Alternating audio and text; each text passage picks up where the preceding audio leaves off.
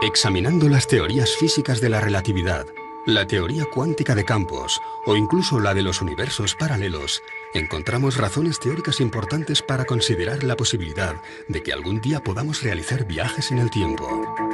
La gran paradoja se encuentra en que si efectivamente desarrollaremos tal tecnología en el futuro, en nuestro presente ya habríamos sido visitados por nosotros mismos una vez puesta en marcha esa supuesta máquina.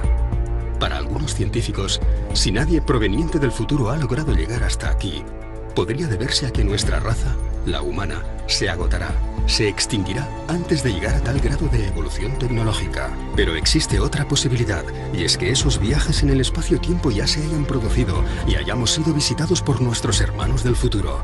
De ser así, ¿cuándo vinieron? ¿Existe una relación entre esos posibles viajes en el tiempo y lo que hoy llamamos extraterrestres? Y lo que es más importante, ¿dejaron alguna evidencia de su viaje por el pasado?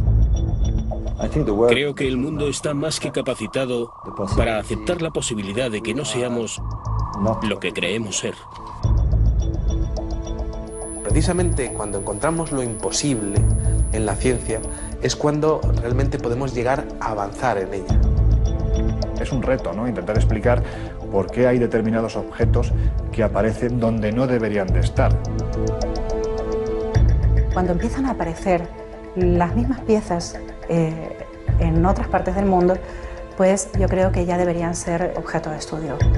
Todas esas cosas nos hacen pensar que tendríamos que revisar nuestra historia, que tal vez no fuimos los primeros con un desarrollo técnico en la Tierra, o que nuestras cronologías están absolutamente desfasadas. Es importante que la revisemos. La historia se va reescribiendo por sí sola con el paso del tiempo.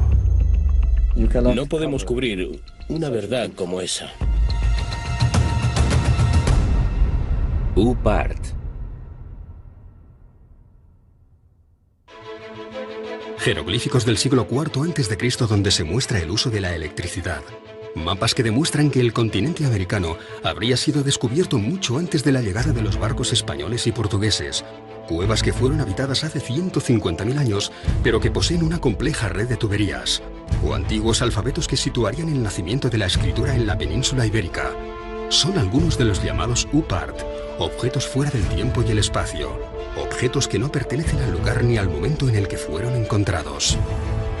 Son objetos tecnológicamente hablando que han sido encontrados en lugares pertenecientes a un periodo de la historia donde no deberían de estar, porque no había la tecnología en aquel tiempo como para desarrollar estos objetos. Lo curioso es cuando esos objetos no se resumen a uno, ni a dos, ni a tres, sino que estamos hablando de bastantes que son siendo encontrados. Se alejan un poco de lo que son los límites de los paradigmas históricos aceptados por nosotros, por los ámbitos académicos. Son objetos que aparecen en contextos espaciales o temporales extraños, alejados de los paradigmas históricos conocidos, o que demuestran algún tipo de tecnología más avanzada de lo normal para su tiempo y su espacio. Y constituyen un reto para la ciencia que los discrimina, porque no tiene cómo catalogarlos, pero también para los propios especialistas, porque nos lleva a preguntarnos muchas veces si en un pasado remoto hubo una tecnología más avanzada que la actual, y si eso fue así, ¿quién la puso encima de la Tierra? Por lo tanto, no se entronca directamente con las tesis de los antiguos astronautas, con las tesis extraterrestres. Cuando tú vas a lugares como Tiahuanaco y te plantas delante del monolito Bennett o del monolito Ponce, 7 metros de altura, es algo extraordinario, ¿no? Porque la sensación que te da al contemplar estas figuras es que no estás viendo a alguien del pasado. La sensación que te da es que estás viendo a alguien del futuro. Y eso se representó hace más de 4.000 años.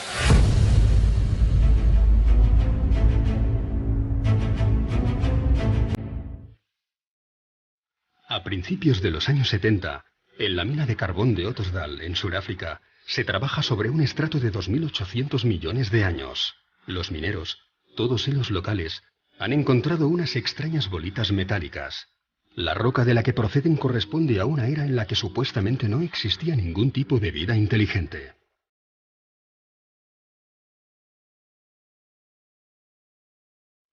Los orígenes del hombre se remontan a más o menos a los 40.000, 50.000, 100.000 años. Estamos hablando de una cantidad de tiempo lo suficientemente importante como para desestimar cualquier tipo de intervención humana en su proceso de creación. Me parece delirante la cronología, porque es que la cronología que tienen no existía ni el primer continente conocido por nosotros, que es de hace 1.100 millones de años, me parece. Y esto está datado en estratos geológicos anteriores incluso, de 2.800 millones de años. Las esferas son pequeñas, de apenas 2 centímetros de diámetro, y tienen 3 líneas perfectas grabadas sobre su superficie. Están completamente pulidas, algunas de ellas tienen unas líneas paralelas, 3 líneas paralelas, y quizá lo curioso sea que parecen un producto terminado. El problema es quién estaba manufacturando productos hace 3 millones de años. No son naturales. La naturaleza hace formas muy caprichosas, pero aquellos surcos así, para mí esos surcos no son naturales, son hechos por alguien. Michael Cremo y Richard Thompson, tras someterlas a estudio, llegaron a la conclusión de que no podían ser de origen natural. Su exterior está formado por una aleación de acero y níquel imposible de encontrar en la naturaleza. Son líneas extremadamente perfectas y su interior parece estar hueco. En el momento en que hicieron un análisis por rayos X empezaron a encontrar con que el núcleo de las esferas tenía peso negativo o densidad negativa. Así que eso es antimateria. Algunas de las esferas diseccionadas albergaban en su núcleo un material esponjoso desconocido que al entrar en contacto con el oxígeno se desvanecía rápidamente. Pero además tienen una marquita en su ecuador y tienen un agujero. ¿Será que fueron las semillas de vida aquí en el planeta Tierra? ¿Podrían ser las transportadoras de las semillas de vida para nuestro planeta? Se encontraron algunas moléculas orgánicas en su interior. Por tanto, podría ser una explicación de la teoría de la panspermia. Podrían haber sido depositadas aquí hace millones de años para dar lugar a toda la biodiversidad que conocemos hoy en día. El Instituto Espacial de California, tras varios análisis, declaró: el equilibrio es tan perfecto que excede nuestras actuales tecnologías de medición. Mientras que los estudios de la NASA concluyeron que el único modo de crear un objeto similar, si existiese la tecnología para hacerlo, sería bajo gravedad cero. A pesar de los datos obtenidos, las esferas de Sudáfrica no han sido nunca consideradas como objeto de estudio para la ciencia más clásica y ortodoxa. Para estos estamentos, se trata de un simple capricho de la naturaleza. Curiosamente, de ser así, estaríamos ante el primer caso en que la comunidad científica internacional afirma que la naturaleza ha generado formas perfectas. Todos los grandes descubrimientos de la humanidad parecen tener algún tipo de relación con quienes nos visitan. Sin ir más lejos, parecen intervenir en el descubrimiento de la Hispaniola, en el descubrimiento de América, porque cuando Colón, la noche antes de ese 12 de octubre de 1492, está surcando las aguas, refleja en su libro de bitácora que unas extrañas luces están por encima de las velas de su embarcación. ¿Qué podían ser sino objetos no identificados? Si tú te vas al archivo de Indias, tienes muchas crónicas, especialmente las más interesantes son las de Pedro Cieza de León, que fue el que acompañó a Pizarro durante toda la conquista. Y ahí tienes historias rayanas con lo ufológico, o por lo menos que a día de hoy, en nuestro siglo XXI, seguramente más de uno interpretaría con la aparición de un objeto luminoso en los cielos, ¿no? Por ejemplo, cuando Pedro Cieza de León es el primero que describe en el desierto de Nazca hay unas extrañas líneas que los nativos van allí para venerar, para adorar, pero lo que es curioso es cuando Pedro Cieza de León se sube a una de las lomas donde mejor se ve alguna de las figuras y asegura que los nativos y él empiezan a observar una serie de soles que se mueven en los cielos, es decir, hay algo en el cielo que no es un solo sol, sino que hay más que se están moviendo y que parecen estar jugando alrededor de ese enigma tan maravilloso y tan descomunal como son las líneas de Nazca. Y esto está escrito en las crónicas de Indias, ¿no? Por lo tanto, parto de la idea de que en aquel momento, más que alucinaciones, pues algo deberían de estar viendo. Y ese algo, como decía Cieza de León, eran soles que se movían en el cielo.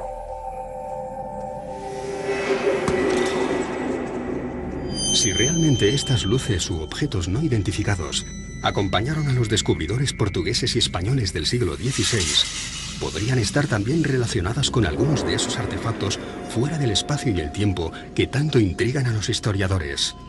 Es el caso del mapa de Piri Reis.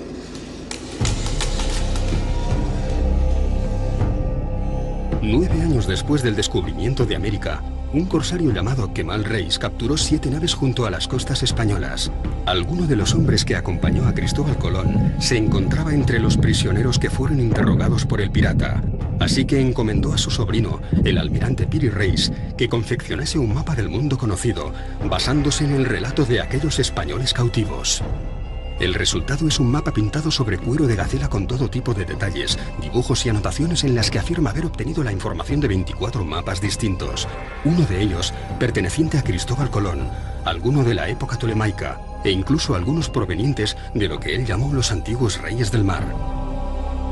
Piri Reis afirma que sus fuentes son muy anteriores y eso nos estaría dando unos datos que, por supuesto, romperían completamente, ¿no?, con la ortodoxia, ya no sobre los chinos o los polinesios, que sí que ya llegaron por lo menos 500 años antes que Cristóbal Colón, pero datos mucho más antiguos todavía.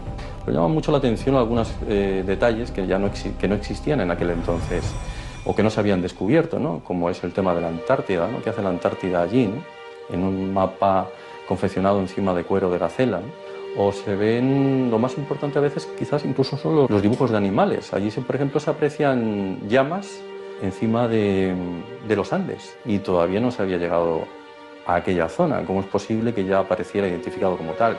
Las Islas Malvinas, la desembocadura del río Amazonas o el cauce de algunos ríos del interior del continente africano son algunos de los territorios que no deberían aparecer en un mapa de principios del siglo XVI. Nuevamente nos encontramos ante una pieza que hace temblar algunos de los principios más sólidos de la historia convencional. No solo el mapa de Piri Reis, sino muchos otros mapas anteriores muestran las costas americanas y, sin embargo, la ciencia, los historiadores, siguen diciendo que América fue descubierta en 1492. Naturalmente, esos mapas anteriores han sido validados por esos mismos científicos. No es un contrasentido que sigamos diciendo que Colón fue el descubridor de América.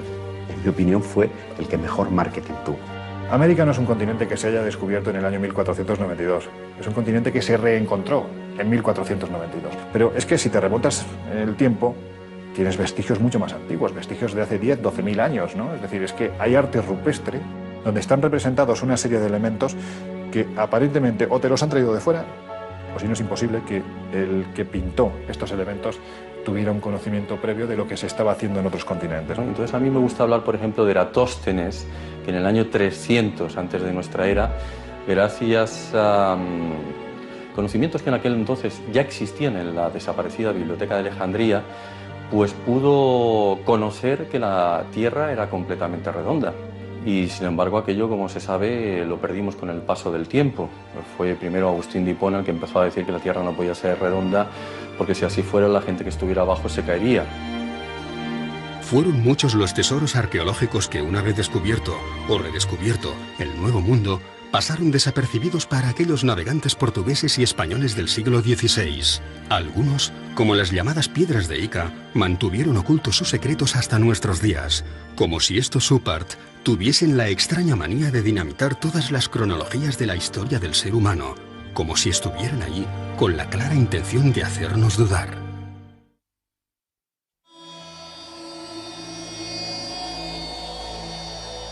Quizá otro de los oparts más interesantes de la historia venga de las piedras de Ica. Estos son unas piedras, unos cantos rodados que están marcados, que están pulidos, perfectamente pulidos, y que tienen unos extraños dibujos en su interior.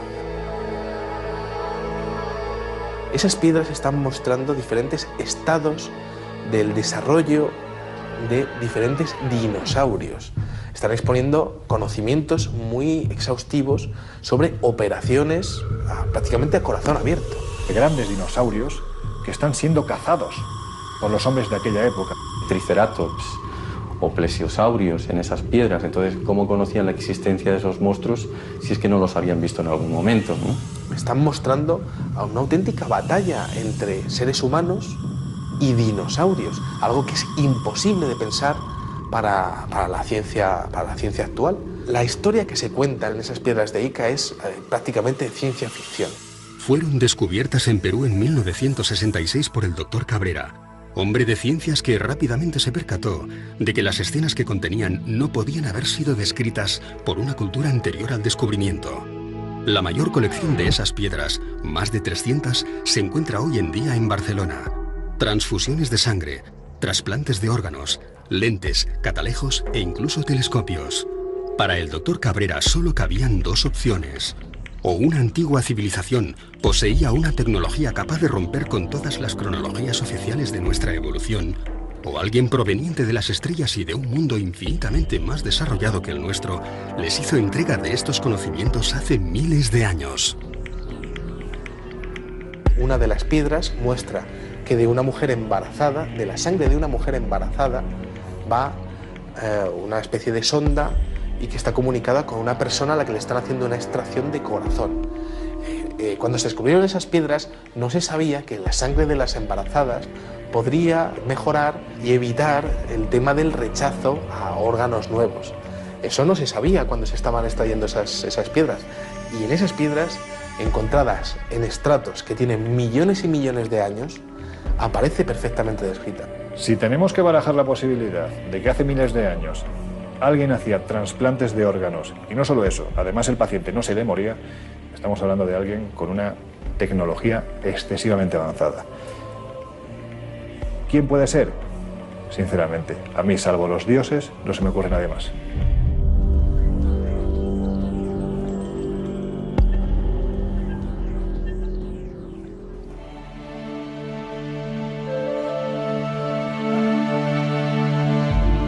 A principios del siglo XX se descubre el mecanismo de Antikythera, uno de los pocos UPAs reconocidos y validados por la comunidad científica internacional. Una calculadora mecánica de bronce cubierta de signos e inscripciones en griego antiguo, que fue diseñada para calcular con total precisión los movimientos del Sol, la Luna y de otros cuerpos celestes como Mercurio o Venus. Podía predecir eclipses e incluso mostraba órbitas de planetas desconocidos en las fechas en las que fue datado. El artefacto fue rescatado de las profundidades del mar, de los restos de una embarcación griega del año 150 a.C.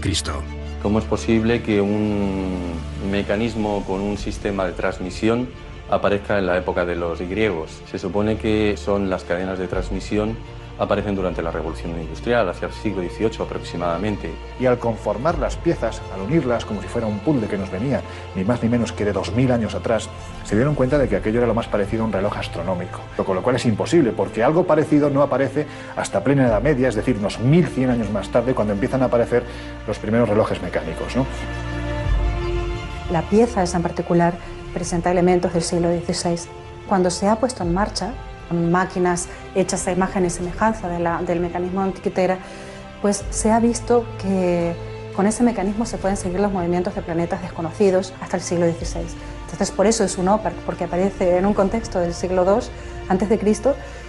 una máquina en la que se puede observar los movimientos de planetas desconocidos entonces. Lo que denotaba este hallazgo es que había servido, pues por ejemplo, para calcular los eclipses, los movimientos de los planetas, los movimientos del Sol, de la Luna, fenómenos astronómicos como solsticios, como equinoccios, en un tiempo en el que en teoría ese objeto no tenía que existir. ¿Qué hace una máquina propia de la revolución industrial en un barco anterior a nuestra era? Todo parece indicar que nuestros antepasados poseían un grado de conocimientos mucho más elevados de lo que podamos imaginar. Y siendo así, ¿quién puso en sus manos conocimientos del futuro? Para algunos, una inteligencia no terrestre pudo haberlos instruido. Para otros, deberíamos contemplar la posibilidad real de que pronto realizaremos viajes en el tiempo. Y para la mayoría, nos encontramos ante muchos interrogantes que simplemente no tienen explicación. 2 minutes, 10 seconds and counting. Oxidizer tanks in the second and third stages now have pressurized. T-minus 1 minute, 35 seconds. The third stage completely pressurized. Cuando aterrizamos sobre la Luna, yo estaba aquí en España en el 69. Creo que todos nosotros pensábamos, ¿y si encuentran algo en la Luna? No tiene por qué ser un platillo volador. Todo lo que necesitaban encontrar Era un arañazo que fuera artificial. Solo una marca que fuese artificial. No debería estar ahí. Eso cambiaría por completo lo que sabemos sobre nosotros y sobre el universo. La idea de que podamos encontrar uno de estos arañazos, no solo sobre una piedra terrestre, sino sobre alguno de los cuerpos celestes a los que poco a poco vamos acercándonos, es lo suficientemente inquietante como para que incluso la Asamblea General de las Naciones Unidas haya llegado a contemplarla. En 1992, el profesor Richard Hoagland expuso para la Asamblea todos los datos conocidos hasta el momento acerca de los restos arqueológicos con los que ya se habían topado algunas de nuestras sondas espaciales. Hoagland fue compañero de la universidad del famoso astrofísico Carl Sagan. Trabajó como consultor para la NASA y para la cadena de televisión CBS, acompañando todas las grandes misiones espaciales, como la Mariner, la Voyager o la Pioneer.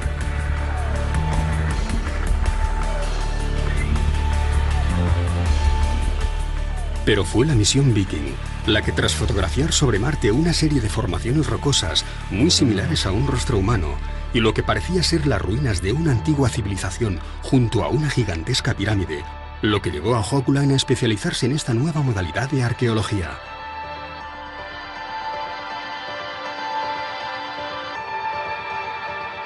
Y en un seguimiento de aquello que encontró en Marte acerca de una posible civilización avanzada varios millones de años atrás que podrían tener relación con nosotros.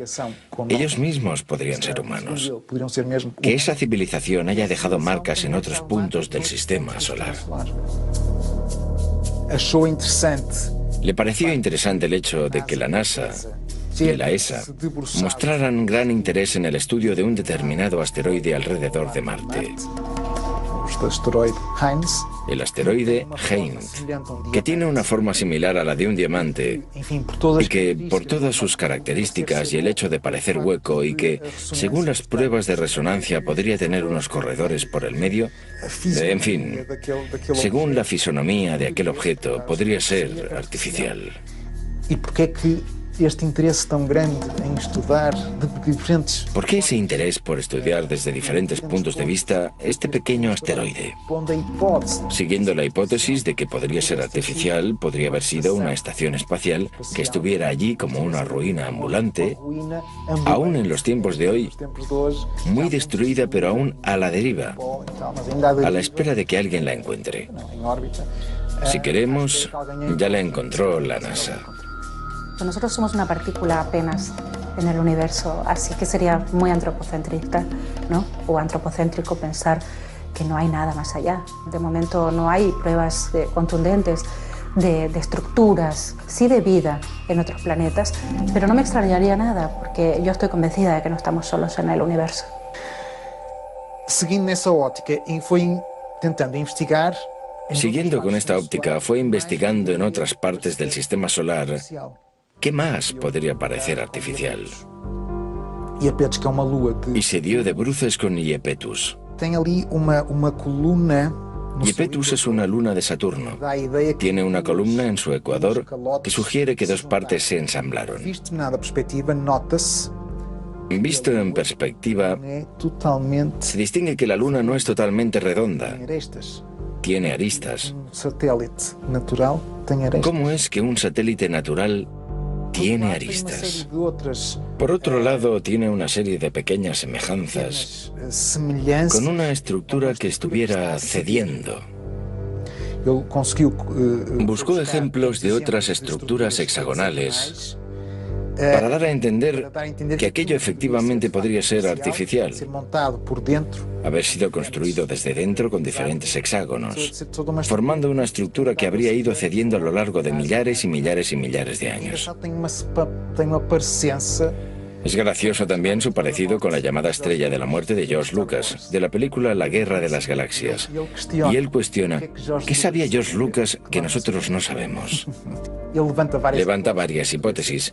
Aquello podría ser una base científica, podría ser un hotel. Él lo llama Luna con vistas. Un lugar único en el sistema solar, con vistas al gran planeta Saturno. Algo espectacular.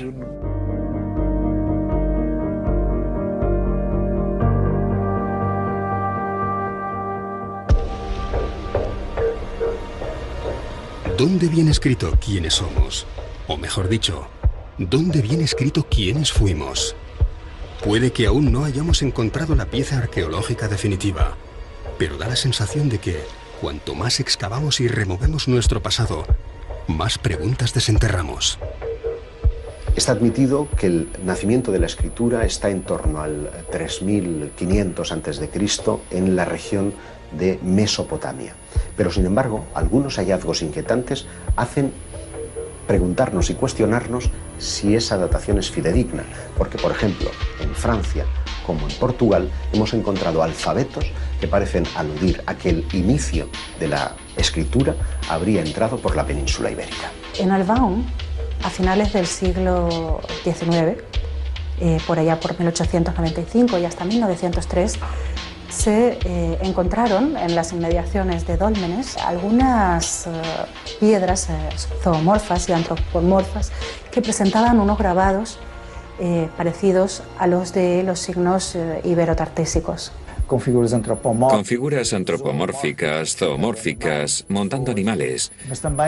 Pero también, y es lo más importante, un conjunto de inscripciones muy próximas a un alfabeto. Por el contexto en el que fueron encontrados, porque esto sí que fue encontrado en un contexto arqueológico, y parecían tener casi 6.000 años, o sea, las dataron en el 4000 a.C. Esto, pues claro que rompería con el típico paradigma de que la escritura nació en Mesopotamia. Podría haber nacido en la península ibérica.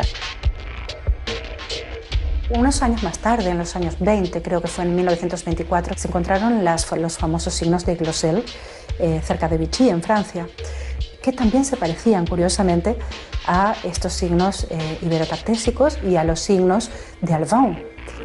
Y, increíblemente, Glosel dio fechas de hasta 17.000 años. A mí me parece curioso constatar cómo Albaón, al extremo de una línea imaginaria, hasta Glosel, está situado en Francia, pero en los Pirineos, es el punto de partida y de final de una línea que tiene dos relaciones claras. Una con los megalíticos. En toda esa línea vamos a encontrar dólmenes y menires como si fueran mojones que van marcando una ruta específica. Una ruta, y es curioso, que tiene que ver con los objetos volantes no identificados. Un investigador galo, Aimé Michel, constató cómo todos los avistamientos que se producían en un solo día, en la década de los 60, parecían estar describiendo líneas rectas sobre los mapas. La más importante de todas ellas tenía su inicio en Vichy, en Francia, donde se descubrió el alfabeto de Glosel, y terminaba en Portugal, en Albaón.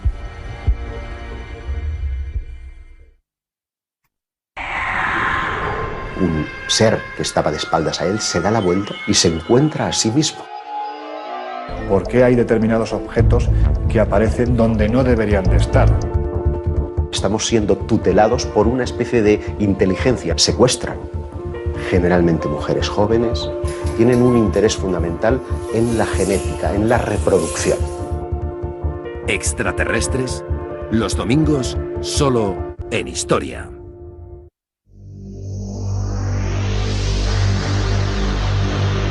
Uno de los oparts más interesantes es un tornillo que encontraron en una región de Rusia. Encontraron unas piedras que tenían 300 millones de años. De repente apareció un extraño fósil de lo que parecería ser un tornillo. Claro, ¿quién estaba hace 300 millones de años manufacturando un tornillo de tales características? Ese tornillo tenía 2 centímetros de dimensiones.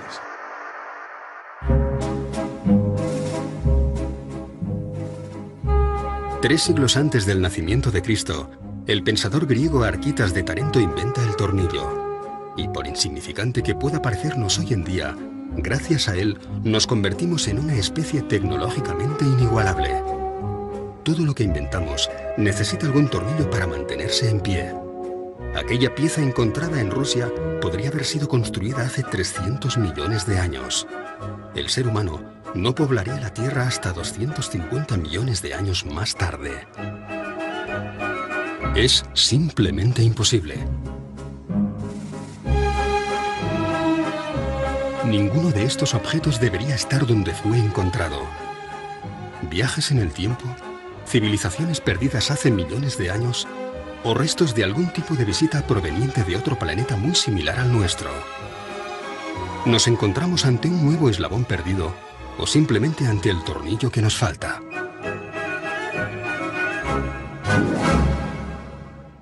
Si tú coges un metro, por ejemplo, como medida, y pones aquí al principio del metro 200.000 años, 200.000 que es nada, y pones aquí el año 2013 que estamos, hemos tenido en nuestra historia, creo, no sé si son 17 o 19 civilizaciones, fenicias, faraónicas, romanas, griegas, españolas, etcétera, etcétera. En los últimos 5.000 años, a esta escala de un metro, 200.000, y nosotros, las 17 o 19 civilizaciones que conocemos entran en 3 milímetros.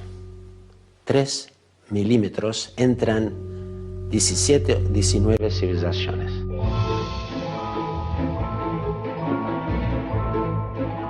A principios del pasado siglo, se generalizó la creencia de que el ser humano ya había inventado todo lo que se podía inventar. Aún no existían los relojes digitales resistentes al agua, ni los ordenadores personales, ni la fregona. Einstein aún no había desarrollado la teoría de la relatividad, no existía la máquina de coser, y los microchips y el láser no formaban parte ni de la ciencia ficción. ¿Cómo reaccionaría una persona de 1903 al encontrarse ante un ascensor, unos prismáticos o unos auriculares? Seguramente del mismo modo que nosotros, hoy, reaccionamos ante una serie de objetos que no logramos catalogar. Los UPART no solamente ponen en jaque a la ciencia más convencional, sino que desafían toda la lógica de nuestro evolucionado siglo XXI. Esto es un teléfono móvil que mi hija que llama eso un dinosaurio, pero en fin, es un teléfono móvil. Si yo cojo este teléfono móvil y lo voy atrás en el tiempo, no mucho, a 70 años, y tengo una mesa de 4 genios, Von Braun, Oppenheimer, Fermi, Einstein, y le pongo eso en la mesa. Y lo miran y le digo, ¿qué es? Son genios, cuidado. No sabe.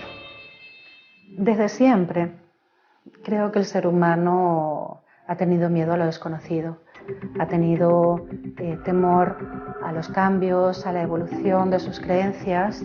Por lo tanto, yo creo que no es nada raro que ante la aparición de un OPART sientan este miedo, porque esto podría traspasar los límites de los paradigmas históricos que eran aceptados hasta entonces. Si encontramos un artefacto que pueda probar, ¿quién sabe?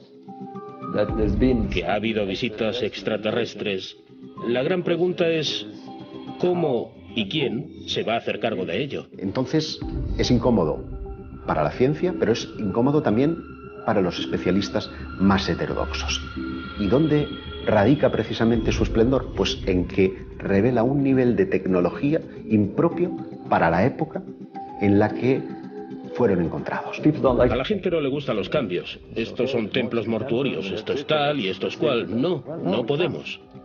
No podemos porque necesitamos entender qué hacemos en este planeta. Necesitamos saber por qué estamos aquí, de dónde venimos, por qué somos tan diferentes del resto de la naturaleza. Y si eso nos conduce a algo más, si nos conduce a otro tipo de conexiones, ¿por qué no? Podríamos estar conectados con el cosmos.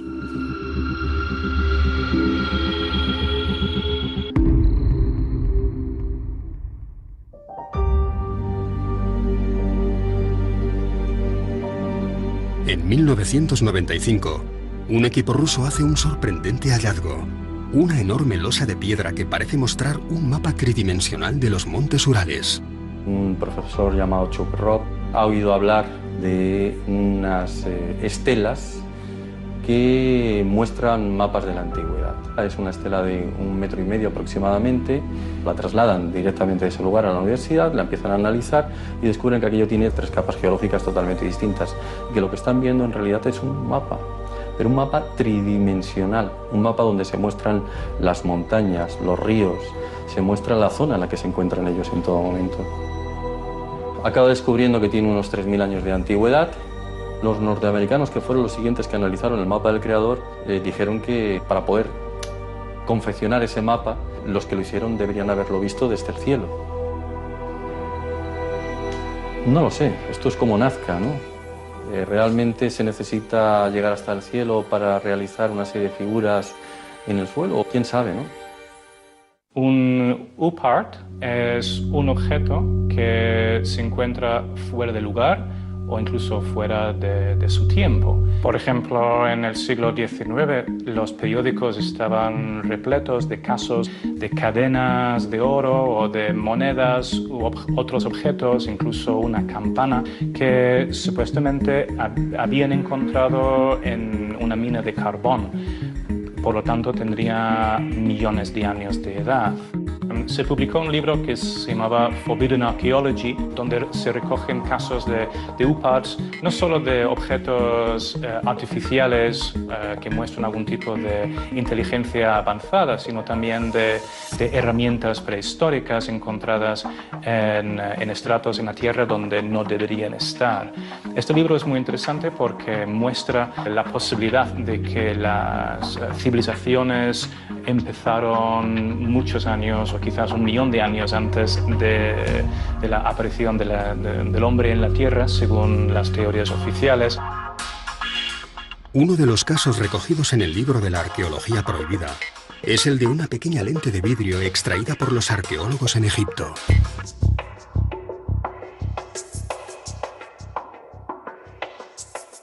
Se han hecho estudios microscópicos de esta lente y presentaba en sus extremos restos de metal, como si la pieza hubiera estado engarzada en algún tipo de montura metálica, para algún tipo de instrumento de observación de los cuerpos celestes, por ejemplo. Bueno, es bien sabido que ya los antiguos pues, estaban muy interesados en la observación astronómica. Prácticamente casi todos los aspectos de su vida se regían en torno a estos conocimientos. A mí no me extrañaría nada que hubieran creado algún tipo de mecanismo para una mejor observación del cosmos. El problema es que parece ser que para conseguir este material se necesitaba un punto de fusión que en el momento no se podía conseguir. El punto de fusión necesario para crear una de estas lentes solo podría obtenerse con la ayuda de la electricidad. Pero como sabemos, los egipcios no conocían la electricidad.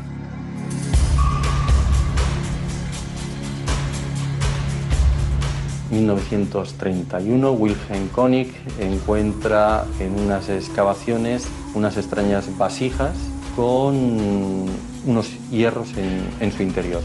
Lo primero que observas es que es una vasija que contiene hierro y cobre. En el año 2000 se empezaron a hacer pruebas y se dieron cuenta de que se trataba de una pila antigua.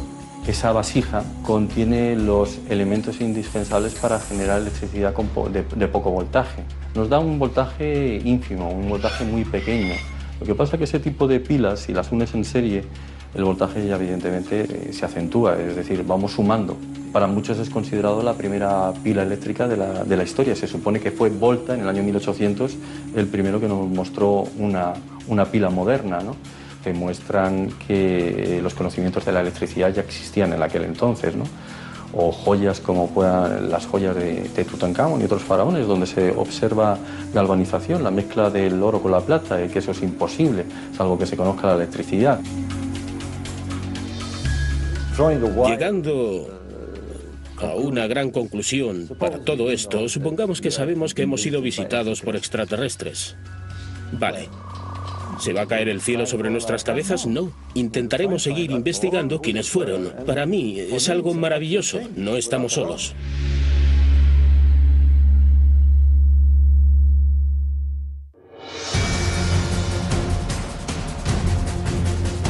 Hallazgos arqueológicos provenientes del pasado que solo pudieron haberse construido en el futuro. Mapas, escritos, extraños artefactos que nos hablan de piezas imposibles de encajar en los libros de historia. Nos encontramos ante las posibles evidencias de que nuestra tecnología será capaz de viajar en el tiempo. ¿Alguien, antes que nosotros, pudo haber poblado este mismo planeta? ¿O simplemente pasaron por aquí de visita.